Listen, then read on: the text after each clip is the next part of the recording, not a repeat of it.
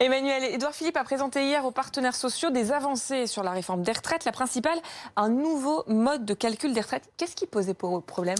Alors, il faut rappeler qu'il y avait un peu trois catégories de personnes concernées. Il y avait tous ceux qui sont nés avant 1975 et qui, eux, ne connaîtront que le système actuel de retraite, avec les trimestres notamment. Il y a ceux qui sont nés après 2004 qui ne connaîtront que le nouveau système universel de retraite à points. Et puis il y avait ceux nés entre 1975 et 2004 qui, eux, connaîtraient un petit peu des deux systèmes. Et pour cela, en fait, il avait été établi initialement une règle, c'est que au moment de basculer dans le nouveau système en 2025, le 31 décembre 2024 exactement, on calculait une retraite sur la base de ce que vous aviez cotisé dans l'ancien système, on arrêtait les compteurs et après vous passiez au nouveau système. Le problème, c'est que le système actuel, il calcule votre retraite sur les 25 meilleures années ou sur les 6 derniers mois de votre carrière si vous êtes fonctionnaire. Donc là, on gagne beaucoup. Avec des salaires et des revenus qui sont beaucoup plus élevés, qui sont ceux de votre fin de carrière et qui correspondent pas à ceux de milieu de carrière. Donc c'était quand même un désavantage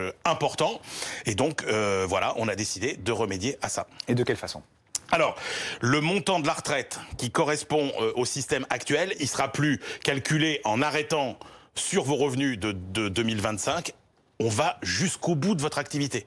C'est-à-dire qu'en gros, on ne calculera ce montant qu'au moment où vous partirez à la retraite, en 2037, 2038. Donc exactement comme si vous étiez encore cotisant dans le système actuel. Sauf que vous ne toucherez une retraite qu'en fonction du nombre d'années que vous aurez cotisé ce système, donc au prorata en fait du nombre d'années que vous aurez fait, mais sur la base de tous vos droits en fait. Et c'est ça qui est nouveau. Si vous faites la moitié de votre carrière à l'ancien système, la moitié au nouveau, et ben vous aurez l'équivalent de la moitié d'une retraite pleine selon les règles de l'ancien système. C'est ce qu'on appelle le scénario à l'italienne. Hein, c'est ce qui était déjà prévu pour le personnel de la SNCF par exemple, et le gouvernement a décidé de l'étendre à l'ensemble des salariés. Est-ce que ça a fonctionné en Italie ?